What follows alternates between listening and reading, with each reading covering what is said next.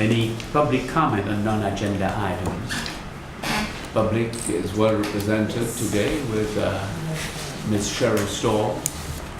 You're the only member of the public, Ms. Storr. Do you want to address the group, or you don't have anything to say? I have nothing to address the group for. Okay, well, thank you very much for that. And review and approval of meeting notes from June 22nd, 2017. Such a long time ago. Yeah. Any comments, any concerns, any changes to the notes of June 22nd, 2017?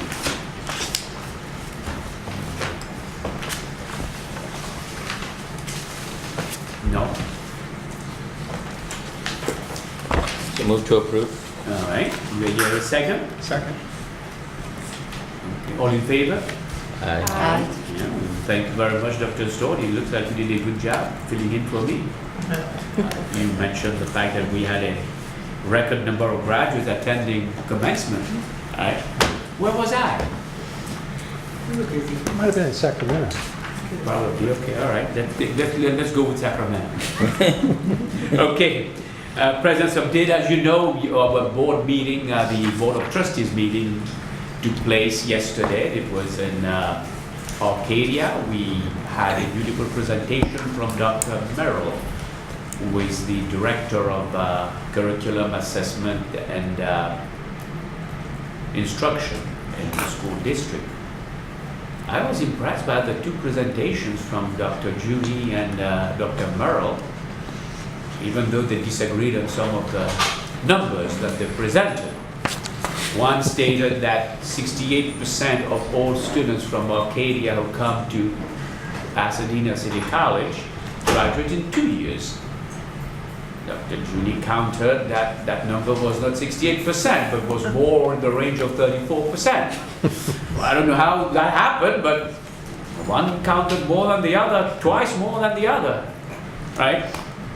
Dr. Judy? We started the conversation about reconciliation of Okay. our data out in the hall when they were leaving, and one thing they did admit is that the number I gave were actually degrees awarded to those students. The numbers they gave combined degrees with transfer, and most of those students probably did not earn a degree. Yes. They transferred, and so that was a big part of why Okay, very good. I would imagine is a big part.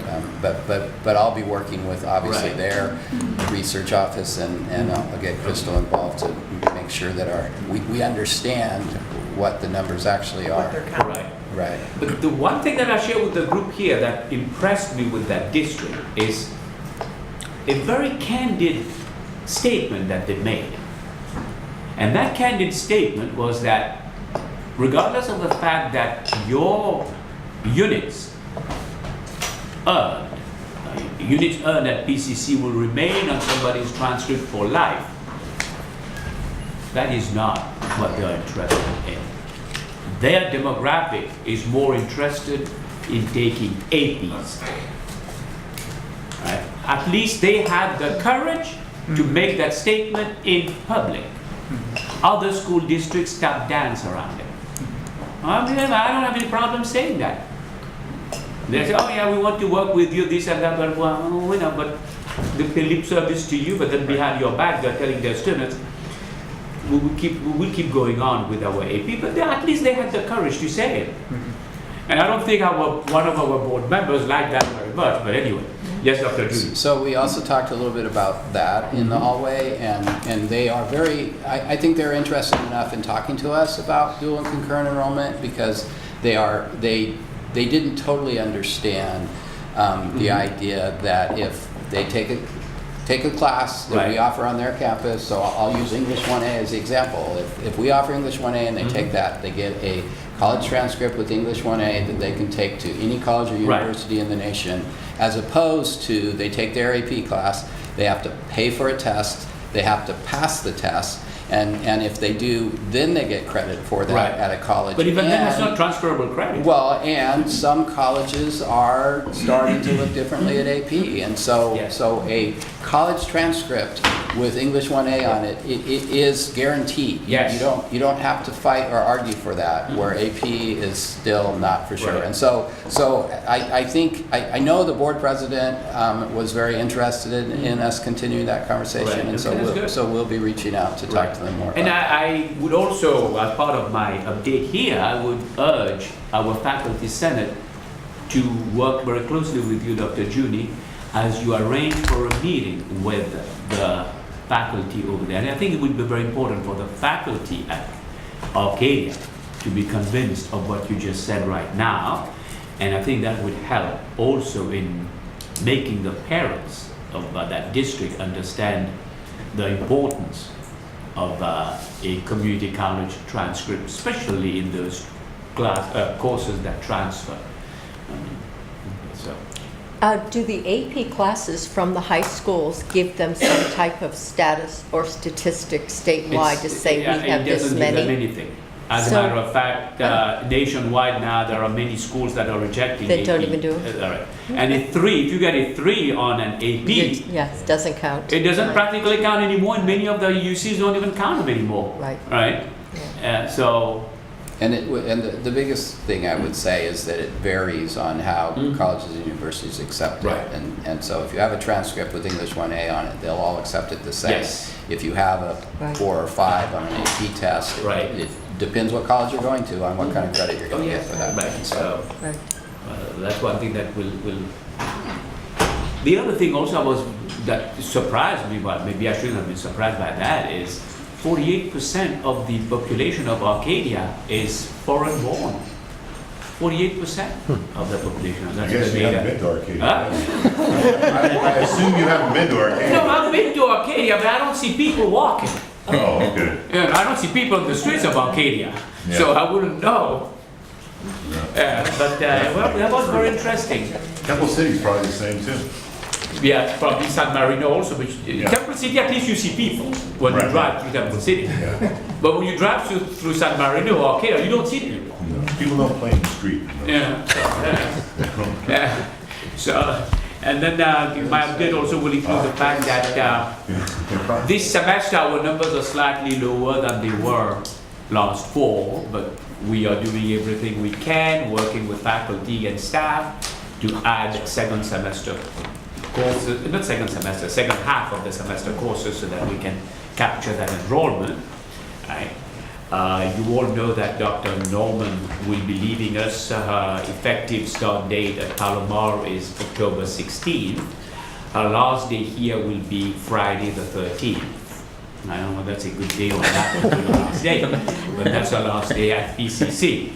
The board at Palomar will be approving her officially on October 10th. Monica Molina from my office, today's her last day. She's going to Cal Poly San Luis Obispo. Okay, and for the vice president of HR, the position will be flown as soon as Dr. Norman resigns officially. For the one in my office, the interim position has already been flown, and there should be interviews tomorrow. Okay, the people who applied will be informed later this afternoon or after HR closes, whatever time was put there. They will be informed of their interview times tomorrow after Mary and I review the applications. Then we will fly the permanent position for the vice president. It's a little bit difficult to get an interim because of the new rules and regulations. So you can't bring in like you would in the past. You can't bring in a VP anymore because there is a limit now on how much a rented person can earn if the person was in the system before. That's for STIRS. For PERS, there is no limit on what they can earn, right, Joe? But there is a limit on how many days they can do the job. Correct. Right, That's my understanding. so then you bring somebody in, the person has only 35 days to give you, and that's it. Right? And a day is a day. You come here for half an hour, it's a day. Right? If you clock in and you're here for half an hour, that's a day. Right? So we will be doing that. And also yesterday on the board, the board approved the salary and benefit package for all the various groups, and we're looking forward to completing negotiations with the faculty association in the next couple of months or so that everybody, then we can say that we have concluded negotiations with everybody. You also know that the college is being recognized tonight at an event from the AME Church, which is celebrating its 130th anniversary. And Saturday of 2 weeks ago, Saturday, the college was recognized by the San Gabriel Economic Workforce Development Group. There were 5 specific groups that got recognized, and we were recognized with a partner of ours by the name of Miyachi Amada for what we have done with them in preparing students to be in manufacturing and engineering job. There was another community college that was recognized in a different category, that was Mount Sac, that was recognized with a group that included Cal Poly Pomona, Laverne, and some other businesses in the Claremont area. And that group is known as the Convergence Group.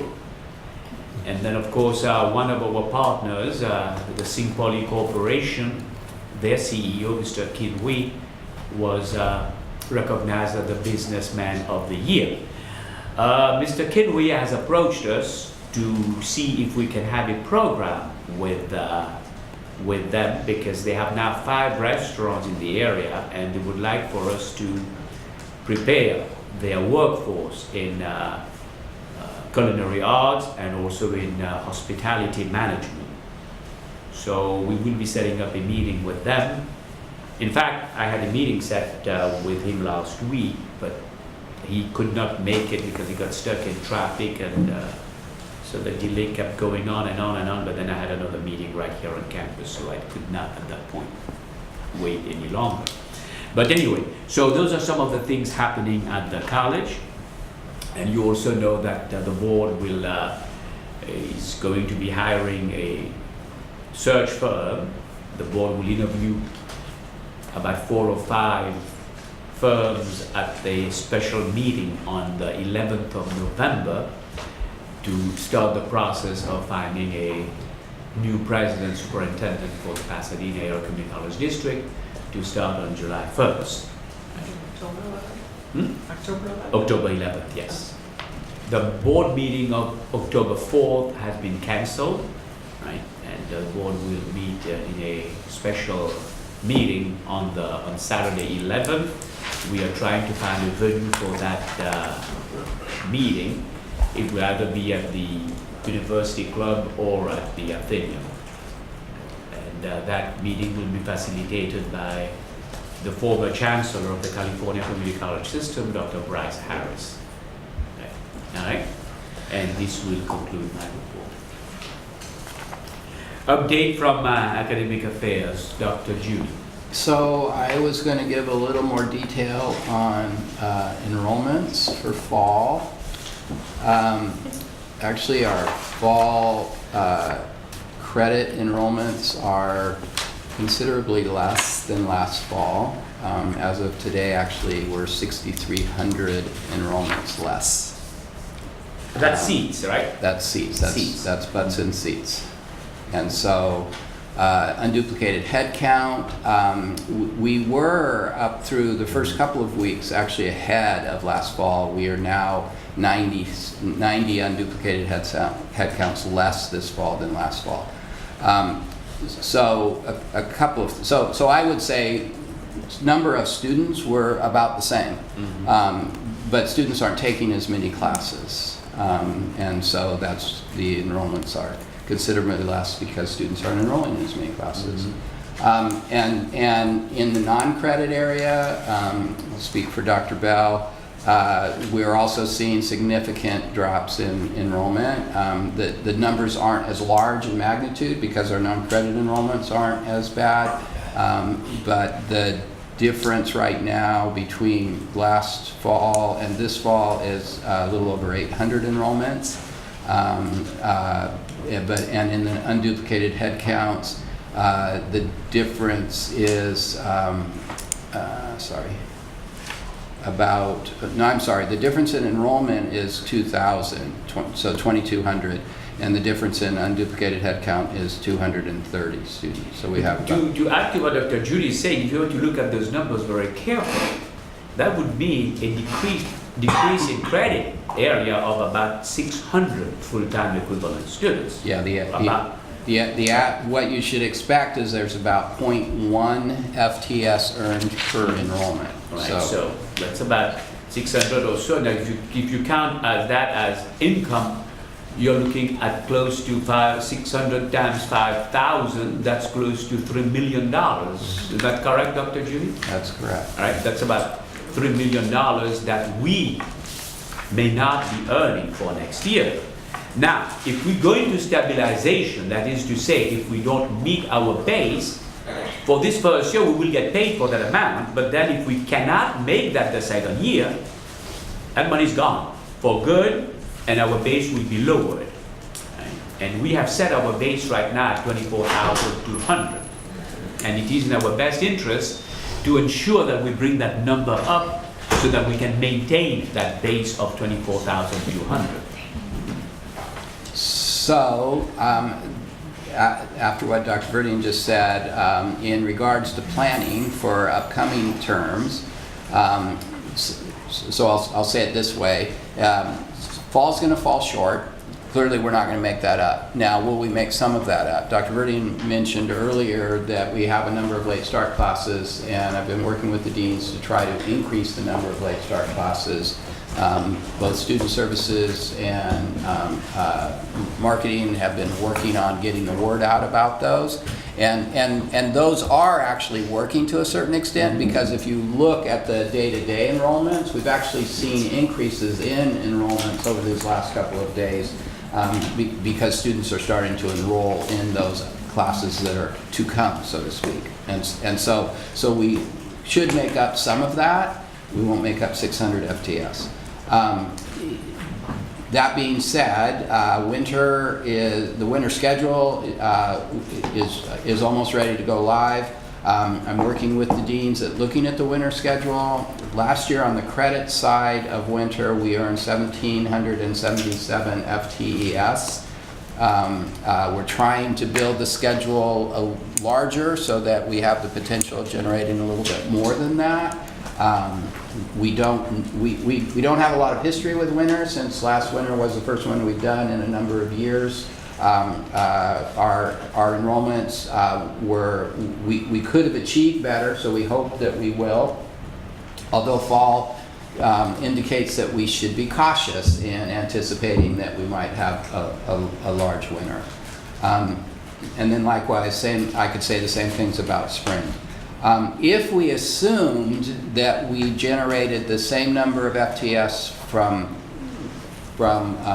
for winter 18, or I'm sorry, winter 17 that we did for winter 18 that we did for winter 17, and if we assumed we generated the same amount of FTS for spring 18 that we earned from spring 17, and if we assume, so a lot of assumptions here, that we generate the same amount of non-credit FTS, then we would need 1,000 FTS from summer to achieve both base and growth. And so to achieve what Dr. Verdian just said at 24,200, basically. Now, bear in mind, he said 1,000 FTEs. That would require roughly 330 to 350 sections of 3-unit courses. Right? So just keep that in mind. 330 to 350 sections of 3-unit courses to reach that number of 1,000 FTEs. Right? And assuming that each of those classes has about 35 students. Right? So that's very important to know. And so you always want to put a negative spin on it. And so the positive spin is that last summer we generated almost 2,200 FTS.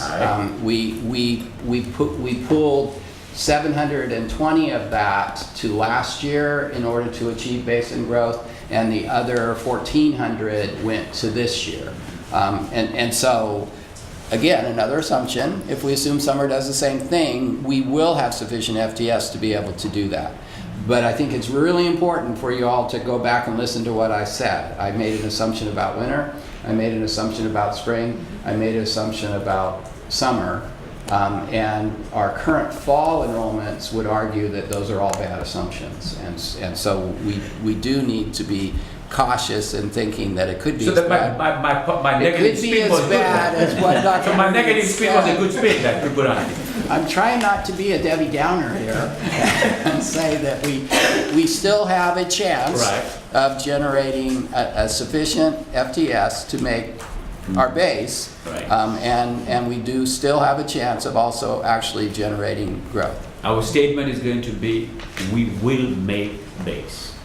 Okay. We will all work together, we will make base. If we have to add those sections, we will, and we're going to be asking Alex Buckle-Hyde to promote those courses heavily, right? And we will all work together on that. And we know that the faculty are on board, and I know that they've been taking additional students in their classes. And we do thank Mr. Mark Whitworth and the work he's doing with faculty to get them to take additional classes, right, Mark? Thank you. All right. Thank you, Mark. And so my last comment is you mentioned some changes in administrative and support positions. I'd also like to mention that starting on Monday, we have a new interim dean of instructional support, and she is sitting here, Miss Stephanie Flume. All right. That means you're enjoying the last 2 days of freedom that you had. Effective Monday, your freedom is gone. We own you. Well, welcome. Welcome again. We're very happy for you, Thank you for Stephanie. that We're very happy. positive Thank you. spin on that one. Congratulations. Thanks, I appreciate it. All right. Student services update, Dr. Olivo. Hi everyone, I have a little bit of a cold, so I sat over here, trying not to get anyone sick. It's been a great first 4 weeks of the term. I want to report out some information that complements what Dr. Junie just mentioned about enrollment. We will be working with institutional effectiveness on a study to figure out why students dropped classes during the first week. And so I have all the names of the students who dropped classes, and we're going to do two things. We will have a survey distributed to the students, and then we'll also do a student focus group. Those two methods will help us understand if there are other supportive measures we need to put in place to help students. I have information about financial aid. This fall, we were able to award 1,200 more students than the same time last year, with $1.9 million more than the same time last year. So I track the data on how much funding we're able to help students with from one term to the next. As you all know, cost and affordability is one of the main reasons why many students are attracted to community college. So also having financial aid in a timely manner plays into this. So we're doing an excellent job in making sure students have their money when they need it. I also want to mention that in conjunction with fiscal, we were able to do this while implementing the new Bank Mobile disbursement of funds. So students are able now to get their money, not in just a paper check form, but also in simply going on and logging on to get their money funneled to their bank account. Dr. Olivo, before you proceed, let me ask everybody in this room a question. Do you know what disbursement date is? Because that causes a problem with students very often. Yes. Do you know what disbursement date is? Let me ask our student When you here. give the financial aid? No, that's not what disbursement date is. That's why we have a problem. No idea. Because that's what people think. Disbursement date is not paid. Disbursement date is the date on which the authorization is given to go ahead to issue checks. The pay date will be about 3 days after that.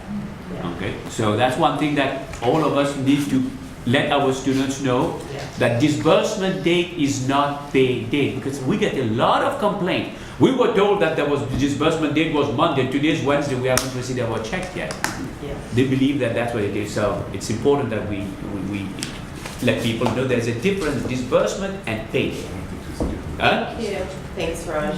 Yeah. We also have a very busy semester ahead of us, but with exciting, supportive services for students. Our Veterans Resource Center expansion is due to be finished middle of October. We have our Foster Youth Success Center, which will be coming online this fall, hopefully by late November. Our Pathways expansion, which we have around 5,000 students in our Pathways programs at this point. That expansion of the center will be completed in December. And then our Safe Zone Center will be open December 15th, around that time in R422. And then I want to thank Dr. Burdian and Dr. Storty for your support. We're going to be working with an architect to make some changes in the L building. And this will help the L building be more warm, welcoming, and inviting, which is also a part of retaining students, right? Right now, a student walks in the building and you have to pick a line to get in. And then there's barriers to get to the people that are there to help the students. The changes that we hope to make will take away those barriers and help students get to the people that want to help them. I just want to encourage everyone to please sign up for DACA services. We have our drop-ins every day. Yahaira de la Paz from the Safe Zone Center sent out information to the campus, so please take a look at that and help our students out. And that's my report. Thank you. Dr. Story. First, I'd like to provide an update about our budget. The board adopted and approved our adopted budget earlier this month. Revenues for the general fund were $156 million. Total revenues from all of our different sources exceeded $250 million at $253 million. Included in the budget report that was given to the board was information about cautions and concerns related to our budget. One of the areas of caution and concern is the economy of California, because our general fund budget is really dependent on the health of the California economy. That's where the majority of our funding comes from.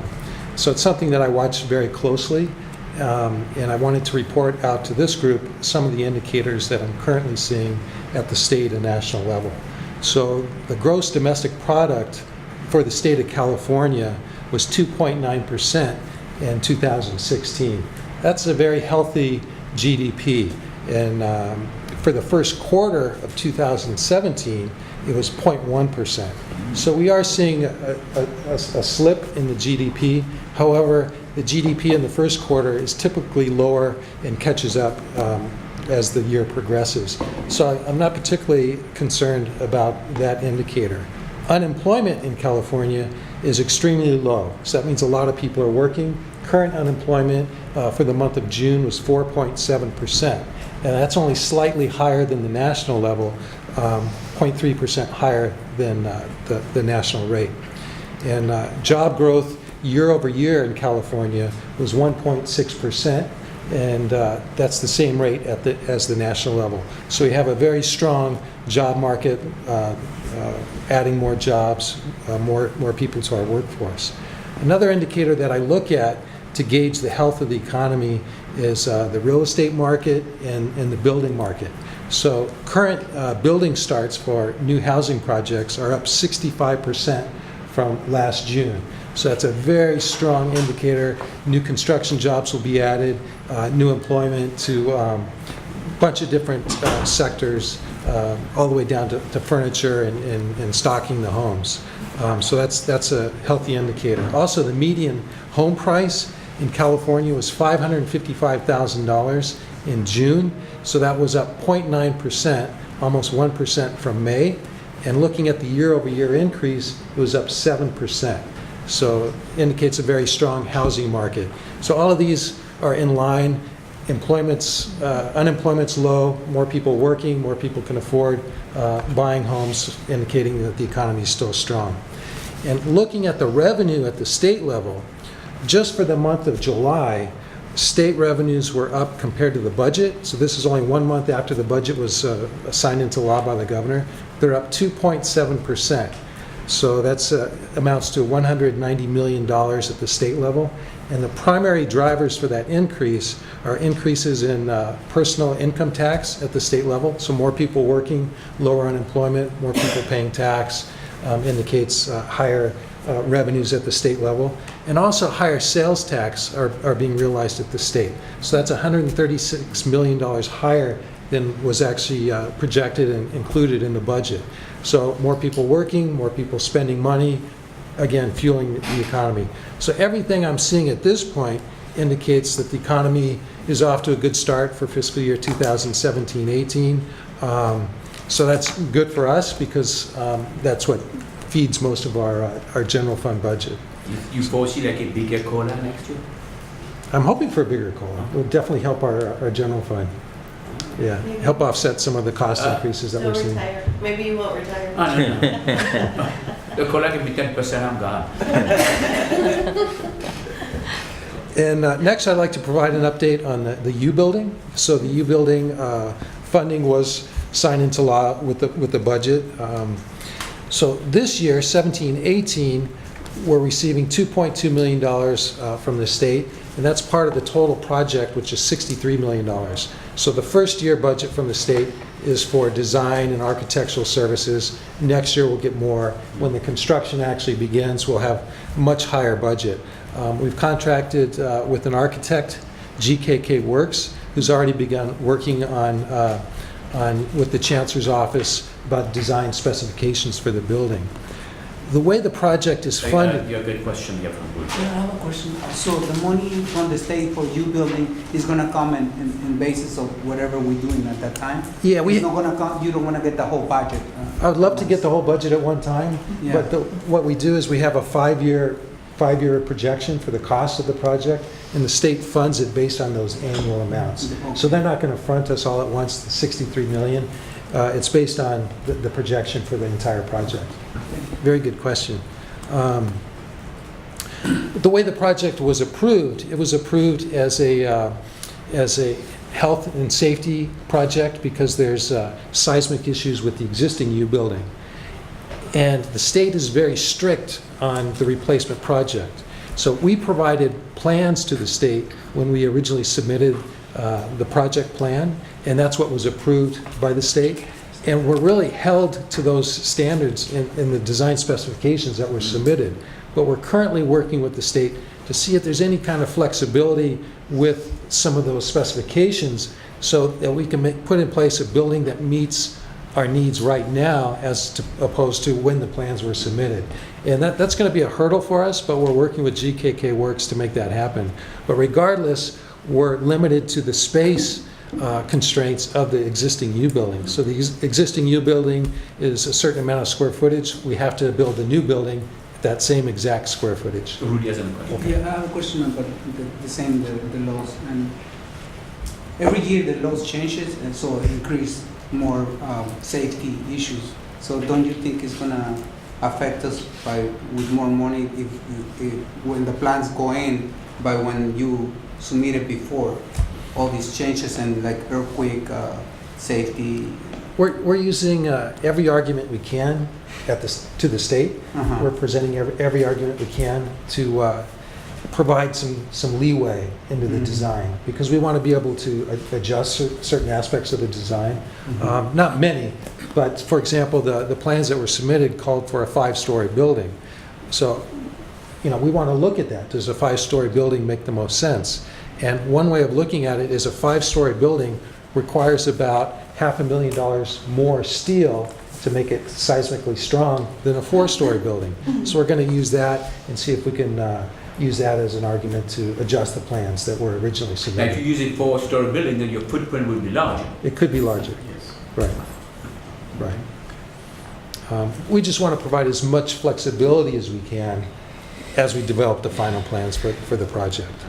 And I also wanted to report a couple things about information technology. The board approved last night a 5-year maintenance agreement for our Banner software program. That's a continuation of the agreement that was approved by the board in 2012. And also, we're looking at developing off-site backup storage for all of our data. Currently, everything is here at PCC, so if there's a major problem here, we would have a major problem.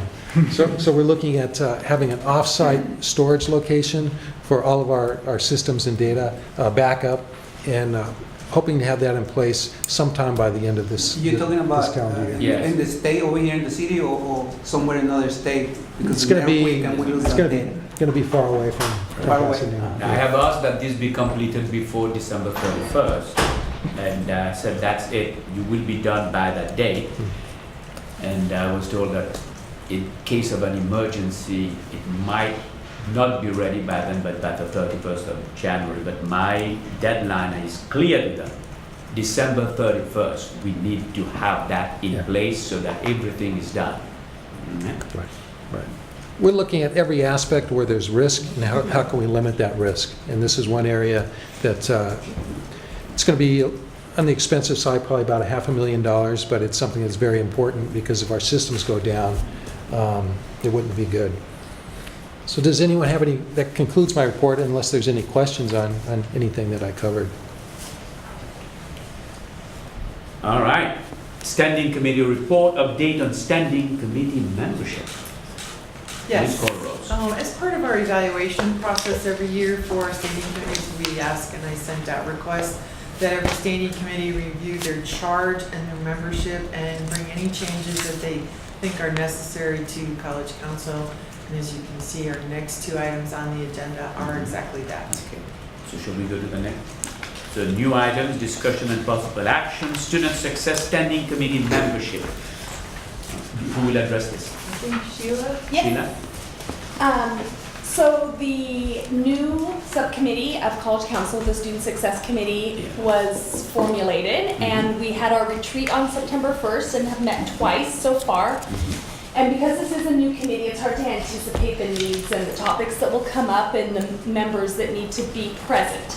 However, Michaela and I have realized that we do need a few changes in order to function successfully. And I sent those to Crystal a week ago, and then just this morning, Dr. Junie, Dr. Olivo, Michaela and I met, and we discussed further changes. So we have some additional edits. To what we see right now in to front of what we us? see Okay, right now. let's hear that. Okay, so we have realized from comments of committee members that ESL is not formally represented. I happen to coincidentally be an ESL instructor. However, there's nothing in the structure of the committee that represents ESL. Well, which let me is- ask you this question. Yes. Why should ESL be represented and not math? Math is represented in administration. The dean of math is a standing position. So what you're saying is the dean of math, who is a standing appointment there, Yeah. will be an advocate for math. The idea is that the basic skills funding Ah. is one of the key components of the plan. So the main charge of the committee is to create the plan for the braided funding of BSI, equity, and SSSP. And basic skills or BSI involves math and English and ESL. And so math and English is represented in the administrative appointments, but there is no one representing ESL currently. Well, you have English, you have math. Right. Now, if you have ESL also, you will be removing somebody else. No. So you will make the committee bigger.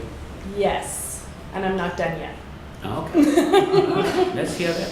Okay, so we decided we need an ESL member, and then for counseling, Dr. Judy, did you want to address the idea of, Well, so under faculty, the current membership does not include a counselor. It includes faculty member appointed by academic senate from credit. It could be a counselor, obviously, but it was our feeling that we should actually specifically call out that a faculty member be appointed by academic senate from counseling, and we also believe that that counselor should have expertise in guided pathways, since that is where we're moving. And if you think about what this committee will be working on is basically helping students as they enter into our various programs be able to exit successfully, and so guided pathways will be a significant part of that moving into the future. And so the proposal is to add another faculty person that is a counselor with expertise in guided pathways.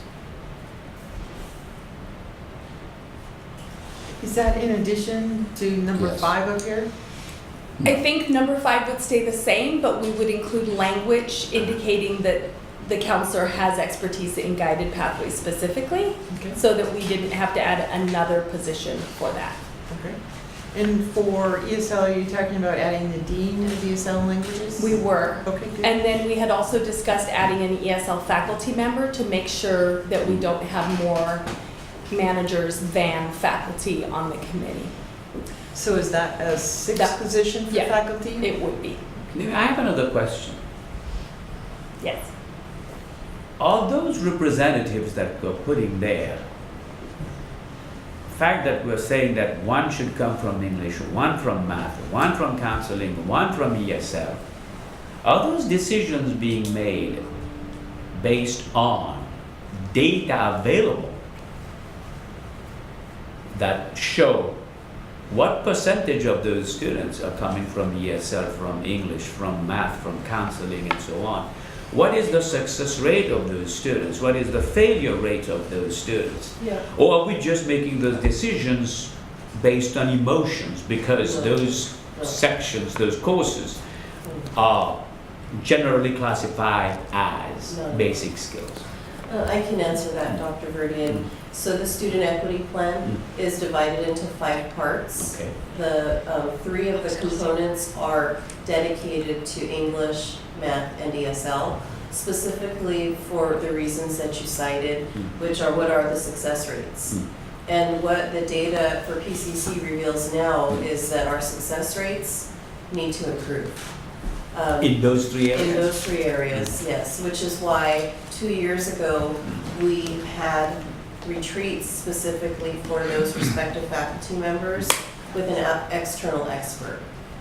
Now, having representation on this committee will provide the Student Success Committee with an infrastructure to help guide and support the faculty in these areas in an equal way. For example, math created a faculty inquiry group so Yeah. that they could explore acceleration methods. Okay.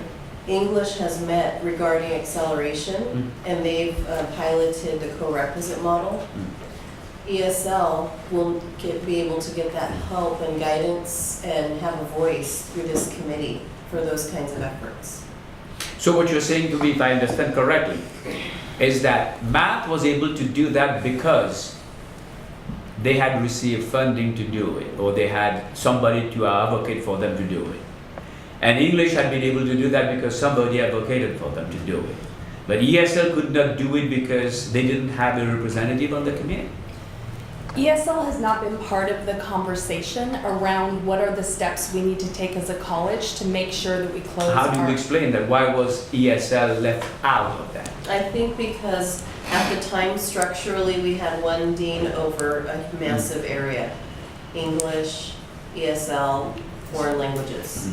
And so the dean led the English component, but didn't have that ESL and language component. Dr. Judy, you wanted to say Well, I something? would just say, if I use the words you were saying, is that math had someone advocate for them, English had someone advocate for them, ESL did not have anyone step up to advocate for them.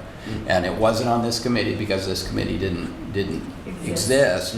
But that's part of the idea of why we believe there needs to be a representative from ESL, is because this is a committee that is basically braiding together what BSI has done, what Equity has done, and what SSSP has done. And ESL has been a part of BSI.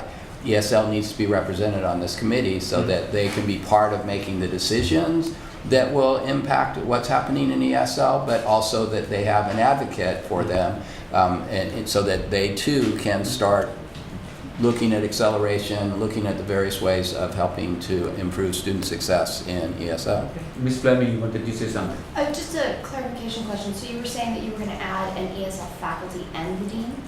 Yes. So So why? you will, why- go ahead, yeah.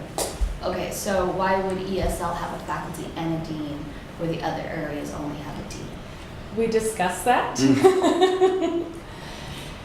Because we were phasing. You were phasing, what do you mean by that? Well, because we actually believe that there should be an English faculty, a math faculty, and an ES faculty on this committee. There currently is a math faculty because the BSI coordinator is a math faculty. We in our conversation about it, we thought it might be a little hard for everyone in this room to accept all of that all at once, so we thought we would do it in phases. But I don't think we need to make decisions because there's somebody there that is already representing math. I think we need to be able to just remove the people that hold those positions and focus entirely on what should the composition be, and then make that decision. Well, in the conversation. Because if it so happens that the dean who is on that is a math dean, so we say, all right, so then we won't put a math faculty there because somebody, that's what I just understood. Yeah, so we can do that. Well, and so the faculty makeup would probably be better if it didn't have the BSI coordinator, but it had math faculty, it had English faculty, and it had ESL faculty. Now that I would not, I'll buy that, but because that is a decision that is being made purely on factual information. It's not being made because we're dealing with the people that exist there already. Then 2 years down the road, 3 years down the road, you will come back and say, well, let's change the composition again. No, because math, English, and ESL will all still be part of this. Yeah, but they may not have somebody also, an administrator there that represents them or a chair that represents them. No, the one that I was suggesting removing was BSI coordinator. BSI coordinator is on there because we're in a transition phase.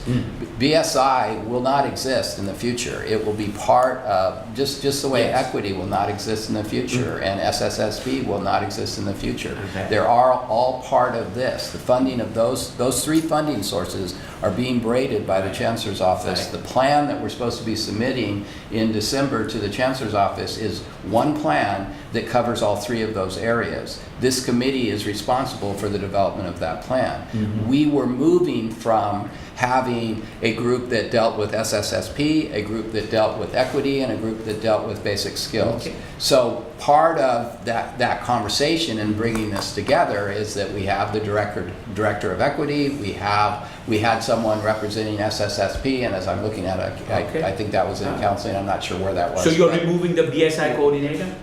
Is that what I heard you say? So No. We need to wait until that has officially taken place at the state level because currently the BSI coordinator is still receiving separate information about that funding that they are then bringing to the committee as a whole. So that is the phasing process that Dr. Junie was referring I thought there to. was an official communication 2 days ago about this. No? Wasn't there something that I just saw? Dr. Junie has had a chance to gather the BSI folks on campus to have those discussions. Okay. All right. No, I was just asking a question. I'm not going to say no to anything. I mean, that's your call. So, Crystal? I would just, well, I totally understand what you're doing, and it makes perfect sense. Why don't we just add the math and English faculty I agree. now? Yep. And then when the BSI position, coordinator position is vacated, it just gets removed from the I committee. agree. So we can add English, math, and ESL faculty and the ESL dean. And then the language for designees. Yes. So you're still keeping the BSI coordinator then? Until it's For now, vacated by the until it's state. officially removed. You will make that, you will put that somewhere there, that the BSI coordinator is currently here just because, so that when the position goes away, or when that position is vacated, the membership will not include the BSI coordinator anymore. That's what I heard you say. I think if it's in the minutes of this meeting, that is enough documentation that we don't have to put it in the composition of the But committee. then you don't have to put it in the composition at all. And have the minutes reflect that for the time being, the BSI coordinator will be a member. But that once, That's exactly what because she's you're saying. the Yeah. minutes. Yeah. So we'll remove the BSI coordinator, but the minutes indicate that for the time being, the BSI coordinator will be a member. And that when that position is vacated or the person steps down, there will be no more BSI coordinator here, so the position is gone. I agree. Yeah, okay. Yeah, We can do that. all right. Thank you. Do we need a motion? Yes, please. Do we have a motion, yeah? I had another question. So for the classified area, we're adding on or designate next to the classified president, right? Yes. Okay. Just wanted clarification since we hadn't discussed that and we were getting ready for motion. I wanted to make. Okay, Thank you. guidance. Students, are they not supposed to be on this, or? Oh, scroll up. Oh, scrolling, just Oh. they're not on that screen. Oh, okay. Yes, we're keeping. There, no, the students there, right? Oh, yes, yes. Yeah. Where do we have students? They're not listed because we weren't making any changes to that area, Oh. but they are part of the composition. sorry. Okay, absolutely. Don't take it personally. I was just making sure. Yes, yes. I only included Well, the that sections was, that had thank you, changes. guys, that was good, oh, yeah, yeah. Good job. Right? So do we have a motion? Motion to approve changes. Second. All right, all in favor? Aye. Opposed? Abstention? Motion carries. All right. Thank you. The next item is Enrollment Management Standing Committee. Charge and, committee charge and membership, all right. Where is it? I don't have this one. It's on the screen. Oh, it's on the It was screen. a late arrival. All right, okay.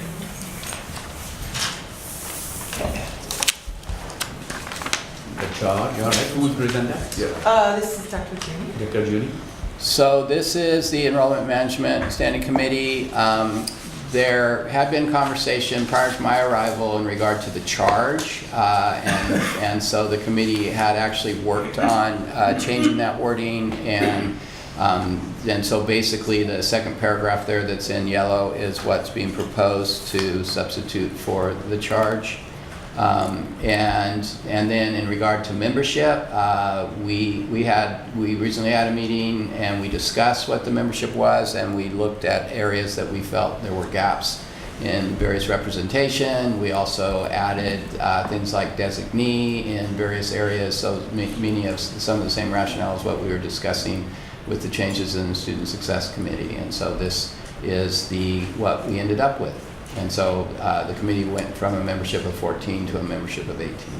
May I ask a question on that? You start by saying guided by the education management plan, the management committee will make the plan. What does that mean? Actually, it should be Educational master plan. Okay. Huh? That's the educational master. Oh, that you hear master plan? Yeah. Yeah. Oh, okay, all right, all right. I fixed I was it. thinking, but if you already have a management plan, what do we need that committee for? Yeah. I'll fix the one. Dr. Foster. I would just like to say that I appreciate the designation of what type of faculty you like on the committee. I would just like to make a formal request that all of the college council committees do this, Dr. Purdy. Oh, I agree with you. All- I support that, yes. Well, they're not currently, so can you, Could we, What would you like? all of the college council committees, I would prefer if they designate what type of faculty they want. Many of them Mhm. only say faculty. Yes. I agree with you. I And support it's that. very difficult Yes. to make sure Mhm. that representation is chosen and Right. spread out. oh yeah, no, this is very, I support that. When will that be done? We can have that at the next college council meeting. Thank you. Ms. Colruyt, bring it there. Wow, What I can do Uh. is reach out to the standing committee chairs and ask that they review their membership and do that. Yes, thank And you. then as they get Right. that done, we'll bring it back. But what we can do at the next college council is we can have an item on the agenda discussing Dr. Foster's recommendation, and then we'll have something going out from here telling all those committees that we would like to see this happen ASAP. But it's Well, I in think the- it would be quicker if it were Crystal's suggestion. I mean, because the membership has to be reviewed anyway. All right, And okay. so it should be up to the committee, but it would be nice to have Yeah, a well, yeah, specific I- designation. And then I just have a comment for number 9, faculty at large appointed by student services. Student services doesn't appoint, the academic senate appoints, so that should probably read faculty from student That's correct. services. Yes. Appointed by the academic senate. And to add to that comment from Dr. Foster, we also have the same inquiry, if you will, on number 17, classified representative appointed by Student Services Equity. So I'd also like to recommend the same thing, yes. But again, if there is a preferred membership breakdown as to what area that should come from, we're definitely open to that conversation. Right. I'm sorry, And so that, in response to that, I mean, that should say classified representative from student services. I'm not sure. Approved by classified Approved by senate. classified senate, yes. Yes. Sorry, and then No, no problem. one more comment, just overall for all of the committees, if the term limit can be the same, that would be wonderful. That varies substantially, and Right. then also, and it says that, that it's renewed or appointed yearly, it's just confusing. It is confusing, So right. we would like to say Let's one. fix that. What should be the term limit? It doesn't matter to But me. it should be consistent. 3 is great, Okay. it's fine, because there's a learning curve. Right. And so it's nice to have consistency. Okay. It's just that it's easier to communicate to faculty if there's just one term limit across the board, and then everyone can anticipate that. Well, Can are we you- make a recommendation to bring the guidelines back to the Okay. next meeting? We look at it and make a decision. You make Sure. a decision. Everybody's okay with that? Sure, yeah, it just doesn't make sense to have terms designated in each of the committees. Right. If the guidelines Yes. encompass all of them, I think, do you think that's? No, that's okay? fine. I was going to ask if the way it was worded here you were okay with, but if I'm you fine. want to take it out and put it in the guidelines, that's fine too. But All right. Yeah, I'm fine with a 3-year term. Ms. Cariniela. I had a question, again, going back to number 17. I know that Dr. Buni did recommend student services, which is wonderful. It does say equity next to it, so I was wondering if somebody perhaps can clarify, as there's a variety of different departments within student services, is there a specific need for a student service designee chosen within a specific equity requirement? How many classified staff do we have in working in areas of the college that would be classified as equity? Now that's a good question, because if you say that classified staff would be coming from equity, we need to know what does the pool look like. Yeah, so that's my question exactly, because I don't know how equity was inserted into here, and so I Right. wanted clarification as to exactly. Okay, Dr. Olivo, do you know that? Do you know the answer to that question? I wasn't a part of this discussion about the composition of this committee, so I'm not sure. yeah, so But what's we that? currently do not have a classified staff member in the equity department. Well, get that number 17 will not be filled. So number 17 should say a classified representative from the student services area appointed by the classified senate. And the word equity should be deleted. And, might as well get the third shared governance side. One of the things that my concern on this membership is every other standing committee of the college council actually has the MA appointing the managers, whereas this one has the VP of instruction. Which one is that? Enrollment management. So again, and then got the guidelines, again, the 11 other standing committees have the management association appointing the majority of the managers Yes. on the committee, but for this one, I just want to get to understand, so why is it either the VP of instruction or the VP of student services appointing the managers to serve? I mean, it's going to be pretty obvious what managers are going to be serving on here because it's kind of stated clearly like who they are. I just was wondering why it was the VP of instruction as opposed to the MA. Which line are you referring 10, to? 11, 12, and 7, Oh, 10, 11, 8, 12. no, 16. Appointed by- Okay. The appointed by. Well, in fact, it should be saying by the president. Just take out the appointed by because it lists the person's title. Exactly, that's why like on the student equity committee, student services committee, Right. it's being that it's a specific Right. position, you don't get a Well, choice. Tito, the thing is that, in fact, all managers do anything on campus are appointed by the president, who delegates that responsibility to various vice presidents. Okay, that's more or less what that code says. All the senators, or not senators, all faculty are appointed by the Senate. All classified are appointed by the classified Senate. In places that do not have a classified Senate, their union would have made that appointment. And all administrators are appointed to committees by the CEO of the organization. In a multi-college district, the chancellor does that. And in a single college district, the college president or the superintendent president does that. What they would usually do, they delegate that responsibility, right?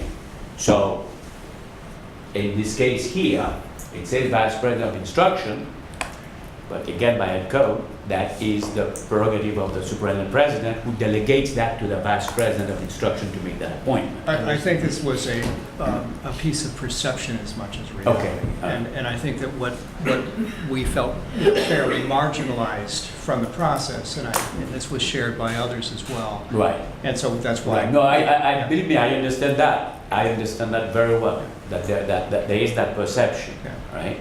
And it is a perception, sadly enough, that is created by the legislature in the way they've done that, right? When we speak of shared governance, and for everybody in this room, if you do not know, when we speak of shared governance, the faculty are represented, okay? The whole faculty body have a voice. They have their way of getting all their people, everybody can speak. When you speak of classified, they all have a voice. And that's in the legislation. The students have a voice. But when it comes to administration, you know what voice administration has? You. Just one voice. And get this, in a multi-college district, the college president doesn't have a voice. Well, lucky enough, here we are a single college district. The president has a voice. But in a multi-college district, the president doesn't have a voice. That's a quirk of the legislation, right? So as long as we can get over that, we're fine. So, but we wanted to bring that forward. Right. Because we Well, thought thank it's an you. important point. Right. You know, it is an important point. Of course, it is an important point. And many groups have been looking at that on how they could make a change in that or bring about a change. But no one has been successful at doing it. Yes, Ms. Corpus. Would it be possible to change it to the superintendent president or designee in consultation with the management association? No, I'm fine by me. That's what our policy says, in fact. Our policy says that, right? Well, it's either, yes, and normally it's MA in consultation with the president, but whatever, right? That's what our policy says. But again, even with this one, honestly, as Stephanie was saying, I mean, specifically to this one, I don't even think it needs to be appointed by anybody, just like in the student services. It's more of, you're the dean of English, you're on this committee, period. Nobody needs to be appointing you. I mean, that's how it is on the other committees. So I mean, whatever it is, it's to make it I don't consistent. have any problem with it if the group. What does the membership or the members of the executive team think? Well, I'd like somebody stated the wording a minute ago, and I was fine with that. I think it is important that if the MA is appointing, that it has to be in consultation with the designee of the president, myself, because, for example, for number 10, we're talking about 3 possible deans, and depending on workloads and other things of that nature, I might have a preference of which of those 3 would be best to serve on this, and so I think there needs to be a conversation about that. I think that would be if you want a wording that is very inclusive. It would be a wording that is very inclusive. Right. I think we can. I liked your wording, but I thought we could kind of reduce it a little bit more tightly and get the intention across, and that is by management association, consultation, or recommendation to the superintendent president. Yeah, in the accreditation committees, the languages and MA in consultation of the superintendent president, and in this one we can put superintendent president or designee. Or designee. So yeah, pretty simple. Are we okay with that? So just the way he said it, MA in consultation with superintendent president or designee. Are you okay with that, Dr. Julie? I'm fine with that.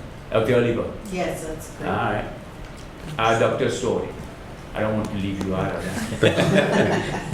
In case you feel slandered, It's a key moment All right. in fiscal side. So are we good? I think so. Make a Yes. motion? You have a motion? Well, so he did bring up another aspect of what we discussed, and but didn't land on it because he had no representation in the meeting. Who? Dr. Storti.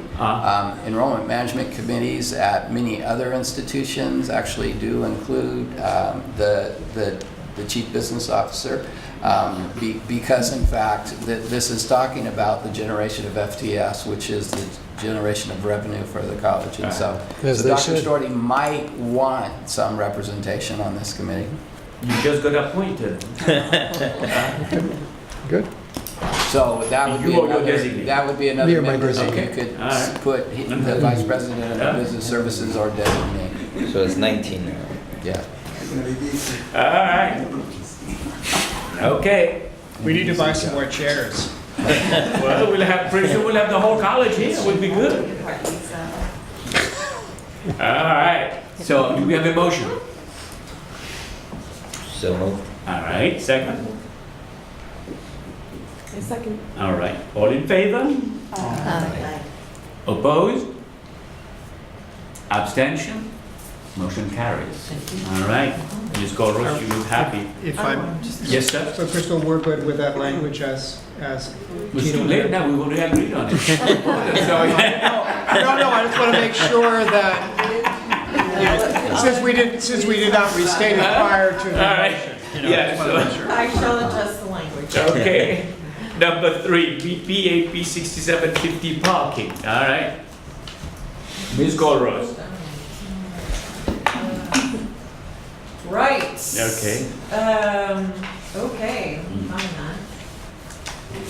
First, I just want to say that this policy and procedure has, oh God, not been updated since, the policy since 1987. What were we thinking? And the procedure, I think, was updated in 2006. Right. Okay, so clearly it needed revision. This was sent out to Campus Police and Safety, and Dr. Story and the executive committee reviewed it, and it is here today to make the reference. I think there were some changes to the policy statement, mostly that we will address the regulations of the California Ed Code, and that will be do everything in the interest of safety and security of all members of the campus district, and the administrative procedures regarding vehicles and parking on campus as necessary, done by the president. The big changes actually came in the administrative procedure. If you want to look that up, you can read through this. If you haven't, everybody read it, right? Because I sent it out ahead. The big thing that we did this time, which I requested, is that we took out the parking permit and fee schedule completely. This should actually be posted online for everybody to easily access and understand. So we pulled it out of here and it'll be posted online. We didn't make any changes to the amounts. We just said it should not be an administrative procedure. It should be posted on the web. But you are free to read the rest. Crystal, Yes. is there any way we can make some type of reference to what you just said here, rather than just removing it? Can you say parking fees? We actually said it right here. Parking permit fee shall be posted on the Pasadena City College campus safety webpage. Would you like it bigger? Because you say shall, and so I want to make sure it's more affirmative than it is. Will. Short and be fast. Or yes. Because when you say shall, that, I have concern that we lose that, and I don't want to lose that information by removing it from this document. I'm fine to make a recommendation. Well, Will? Will be posted. Well, just not are posted, because they are posted. Are posted. If you will be posted, but they are not there, perhaps, just put are posted online. Huh? Are you okay with R? Yeah, because that means that they are posted, Yes. right? They are I'm fine posted. with that too. Right, yeah. Just have- Parking permit fees are posted on the Pasadena. Yeah. Are we all okay with those fees? All right. What do we do now with this? This needs to go out to the shared governance committees. Okay. So Chief Matchin actually worked on this quite extensively, so if you need him to come to a classified senate or academic senate meeting, please invite him to do so. He will help you understand the changes that were made. I did more editing for understandability than anything else, but I'll come out too. You can yell at me I about mean, it. I'm looking at it, I mean, I don't see any reason to even go anywhere with that. I don't think that anybody is going to be upset, because everybody's interested in knowing how much am I paying for my parking, that's all. Huh? It's really just cleaning up the language. This is just cleaning up the language. It's up to the committee. Yeah, so what does the committee recommend with this now? What do we do with this? Dr. Foster, I'm could you? comfortable approving this. We have enough APs that pertain specifically to faculty. I don't need to agendize it. Because then I don't see anything in that that will No. make your faculty upset. And if it does, that's just nuts. I personally do not see anything in this that is going to cause any problem anyway. I agree. Dr. Judy? I have one question.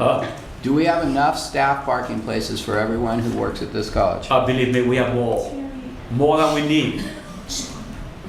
Just wanted To to such know an that extent that even people who are not supposed to park in staff up to 12:30. True. Let me get this to you, all of you. Anybody saying that we don't have enough parking spaces? We have plenty of staff parking spaces that even those employees of the college that are not supposed to park in staff parking until after 12:30 p.m. are parking prior to 12:30 p.m. and we still have spaces available.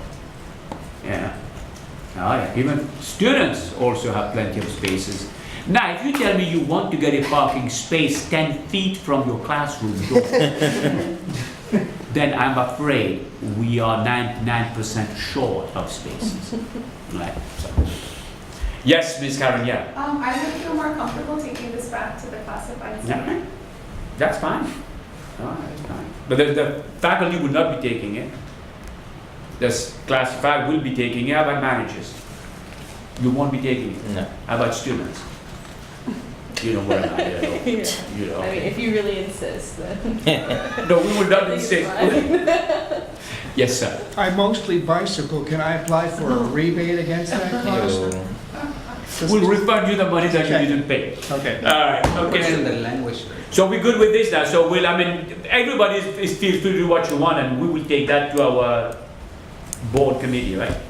You can't. We can't until the classified, Okay. so we'd have Yes, to put that's it what on I'm the saying, next yeah, agenda. right. So it'll go on the next agenda for a second read, but then you're gonna have to be ready to move on it. When are we meeting again to vote on this? It'll be October something. Yeah. Okay, yeah, we'll Okay. definitely have a vote. All right, We'll okay. have 2 Senate meetings. All right, by okay, then. very good. How about the next one? AP 4030, academic freedom, information only, the Senate. Dr. Well, our committee, our CAPI committee made changes to this document just to edit language that says that the complaints or the process has to go through the president. So they wanted to be sure that if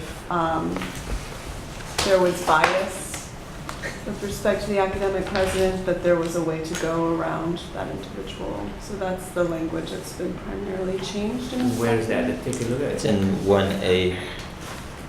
1A? Is that, I think is it 2B? No, I think it's. Formal no. process? Where it Yes. says each party must summarize his or her position in writing and send copies to the academic senate president or the academic senate VP if the. Faculty complaining party. Is Okay. the academic, I should clean that up. Uh-huh. If the academic senate president is involved in the complaint, I'll clean that up. But that's what you're saying? Or the VP of instruction, the complaint includes the college president, wow. No, the academic senate president. So it's going to go to the academic senate VP if the academic senate president is involved in the complaint, correct? Right. And it would go to the VP of instruction if the college president is involved in the complaint. Does it say that? Yeah, it says Yeah, that. that's what the next one says. That's what the Okay, language great. says. All right. Yeah. Is that what you wanted, Val? It's not what I wanted necessarily. It's what the committee decided and what the Senate board approved. It's never what I want.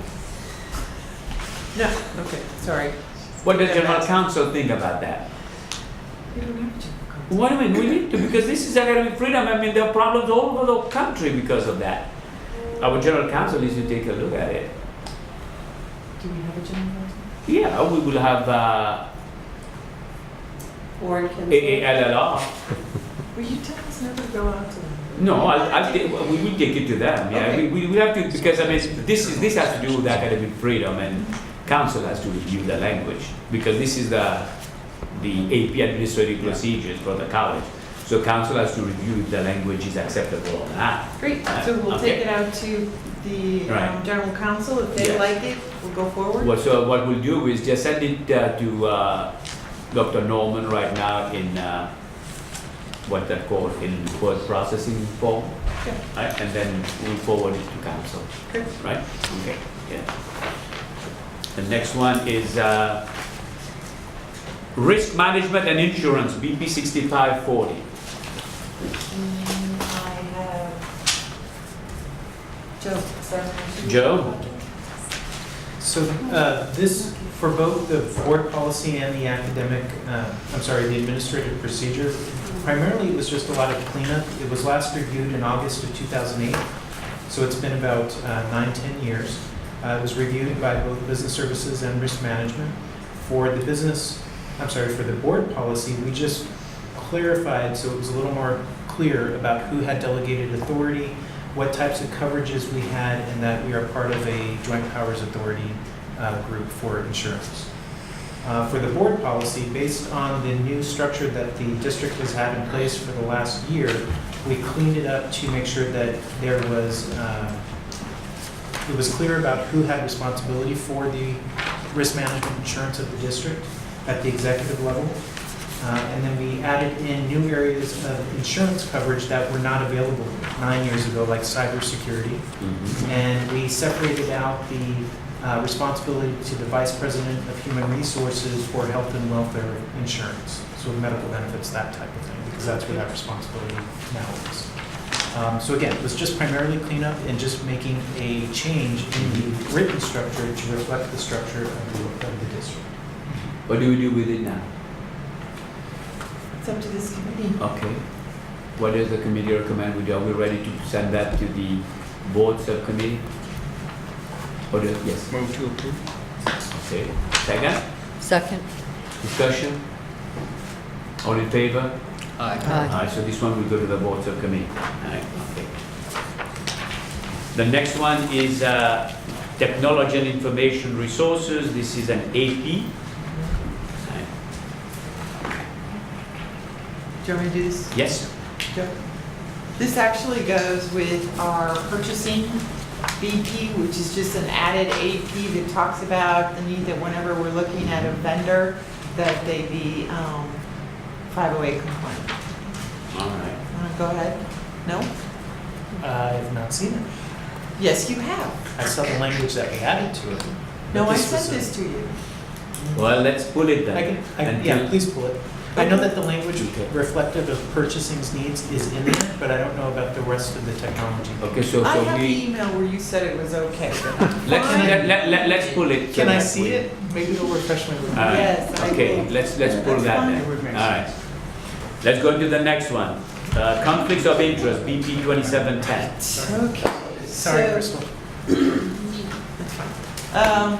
This is an information-only item. I just want everybody to know that this is out there. This is actually a board bylaw. It's going to the board. It has been approved. We added extra language in section 8 on gifts. We more clearly defined all the designated positions under section 2. Then we added another section 11, which talks about contracts supported by federal funds, which is primarily about our grants. But this That- is mostly an information item, because It that's is a an board by information- law. yeah, it's done. I'm just letting everybody know because our internal auditor requested additional language to meet federal compliance. And also, this county was asking us to update the designated positions to be very clear about the exact title for each one. So that's all. Just so you know. Chris, I have one comment on page 2. Ooh, you can't make any. You can't make any comment or Well, change on well, that. you might, That's but, not. but you might want to because you have. Okay, you want to say something about it? So Okay, let's in hear the it. designated positions, and then you list categories, you, in a couple of places, when there's only one category, you use the word category. But Oh, so you for just- the yeah. Vice President of Student Services, you use the word categories, and there's only one. Oh, I can Oh, edit that. okay. My God, whoa, good, Fix in wow. your- Man, wow. Whoa. That I can edit. Okay. You sure we won't have a problem with the board? No, Are you sure? I have no idea. All right, But they okay. didn't catch it, which is unusual for them. That's true too, yeah.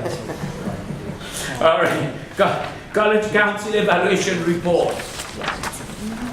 So that was, So again, as part of what we said we would do in our action improvement items, and in response to accreditation recommendations, we now send out an evaluation survey each year. So this is the summary from 16-17. The end on this is on the first page, which is we sent it to 17 people, 10 people responded. You are now looking at the results. Can we shame the 7 who did not respond? I could shame them. It's not my preference, but I could. So we're just asking that the committee look this over and review it, see how we did. And then we'll discuss it next time? You can. Okay. And we'll see how we can improve? Yep. All right, okay. Is that okay with everybody? So we'll bring it back next time for discussion. You're all After gonna you read vote. it? Yeah? Okay. Number 9, College Council goals for 17-18. Okay. 16-17. Just a reminder that one of the other things that we said we would do every year is set goals. So these were the 16-17 goals, and we'll need to set goals for 17-18. I give you the 16-17 in case you want to roll any of these over for 17-18, but if you'd like to develop new ones, Dr. Verdine would love that. What's that? To get develop goals. Why would I love that? Okay, that's true, Julia. All right. So what do we do with this now? They need to develop goals for 17-18. And everybody will bring the goals at the next meeting? I like the goals for 16, 17. Yeah, I think they're still consistent with today. I think the goals are still consistent with what we were doing. So every group will take that to their constituents and then we'll bring them back next time? Can I move to approve these goals, just to roll them over to 17? For 17-18? Okay, okay, Dr. Judy? I think you need to add a goal that's about updating board policies and APs that haven't been updated in the last 6 years. Isn't that what number 3 is? No. That's equity focus on college council work, policies and procedures. Everybody's okay with adding that goal? Yeah. Okay, so we'll add that goal. There's a motion on the table from Dr. Foster. Do we hear a second of that motion? Second. Well, can I change the motion? Okay, change Since the- I'll just move to approve the 2016-17 goals with the Terry's Okay, addition. all right, very good. And then we have a second from? Second. All right, from Mr. Footner, Dean Footner, and then all in favor? Discussion? Is it me, or should it just be update all memberships or update all of memberships? On number 1? I can take the input. Okay, well, I okay. was- All right. That was We're all Right. All in favor? All in favor? Aye. Aye. Opposed? Abstention? All right. Old items, discussion and possible action. DPAP 3720, computer and network use. Everybody has a chance to review that? This was actually a prior agenda item Yeah. last spring. We're just bringing it back. That's why it's an old item. Why are we bringing it back? Because we Why? didn't make any motions Okay. on it. Did everybody have a chance to review with their group? Right? Ms. Karen? Classified Senate voted on September 6th and approved this. Very good. meeting. All right, how about faculty senate?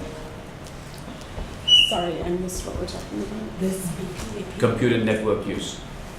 No, we haven't. Okay, so we'll wait on that, okay. About management? Yes. Okay. So we'll wait, we'll bring it back again. Okay. All right, so we've reached item 6 of the agenda, announcements. Yes. You're Mr. Altamirano.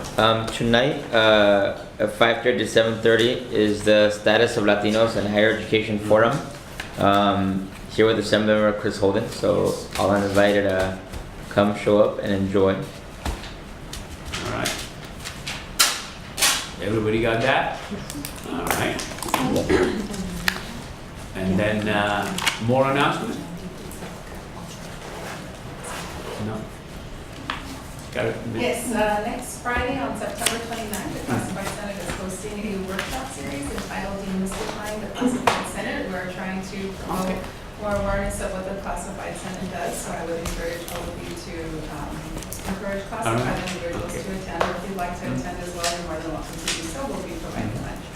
Maybe you should also share with everybody that several of your colleagues right now are at the Leadership Institute in Monterey Bay. Absolutely, thank you for reminding me. Yes, as Dr. Verdian said, we do have 3 representing classified individuals from Pasadena City College that are in Monterey. It's a very exciting opportunity because it's an academy leadership, and we will be working as a cohort for the remainder of this academic year. Right. And they'll be breaking off into different teams and accomplishing different individual Right. goals for this academic year. So it's a very exciting opportunity that they were able to attend. All right. Joe? I'm assuming that all faculty will already have been informed of this via email, the event you just spoke of? No, actually, we only send it out to classified staff, targeting classified staff. I'm sorry, I meant to say that. But we did, I believe I did ask Alex to put it on the inside, but we will be sending out, we'll go ahead and send out an email campus-wide. Yeah, I think yeah, you put it yesterday. Oh, this morning actually. Oh, okay. Kathy, you wanted to say something? No? I was just saying, Oh. I saw it. Thank you. All right. Anything else? Oh, it was a long meeting. Huh? Yeah, it's kind of rare that we go that long. Oh, it's the first one, okay. Do I hear a motion to adjourn? So moved. So move, second? Second. All right, all in favor? All right.